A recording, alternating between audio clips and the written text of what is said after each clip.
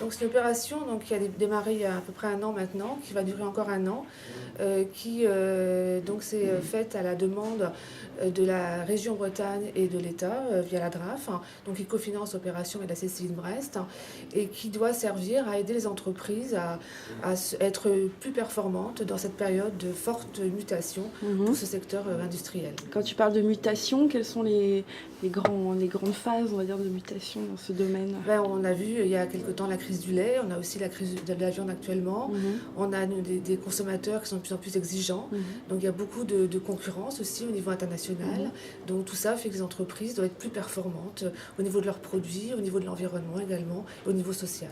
Alors donc dans un premier temps, il y a une recherche un peu classique d'informations via la presse, par internet, les études existantes.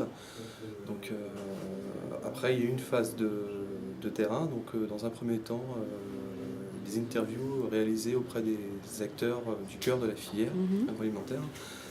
Donc on a rencontré une trentaine d'entreprises. Des interviews également dans une seconde phase auprès des acteurs qui gravitent autour de la filière, hein, de l'amont à l'aval. Donc ça peut être des équipementiers, des industries agroalimentaires, des prestataires de logistique, de conseil.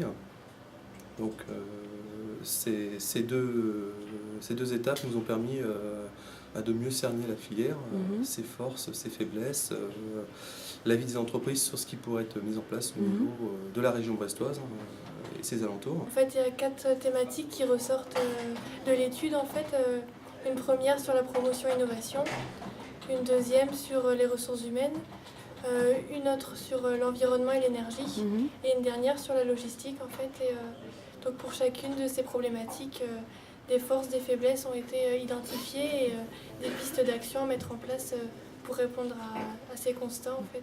Et en fait, la partie diagnostic a été faite donc grâce aux interviews qu'on a fait avec les entreprises, dans les entreprises. Et c'est vrai que les chefs d'entreprise ont été acteurs puisqu'ils nous ont reçus tous 1 heure, 1h30 chacun. Donc c'est vrai que c'est important de le dire parce qu'ils se sentent quand même aussi comment dire, acteurs de cette opération. Ils sont demandeurs aussi du coup d'une analyse plus pointue de leur secteur et de pistes d'action. Et c'est vrai qu'il y a quand même des choses fortes qui ressortent en global. C'est un attachement au territoire des dirigeants, un ancrage fort. Alors c'est l'histoire, c'est des familles, des transmissions d'entreprises familiales, mais c'est aussi une qualité des matières premières, une densité aussi des matières premières sur le bassin de Brest. Et cela, il y a un résultat, c'est qu'il y a une image aussi des produits, alors c'est breton, pas forcément bassin de Brest, mais en tout cas une image de produits de qualité. Et donc tout ça fait que les entreprises, c'est vrai, sont attachées à leur territoire et à leurs produits. Et aussi l'importance de ne pas rajouter de structures supplémentaires, faire avec ce qui existe. D'accord. C'est quelque chose d'essentiel. Et là, la CCI peut permettre de faire le lien dans ce cadre-là, d'être...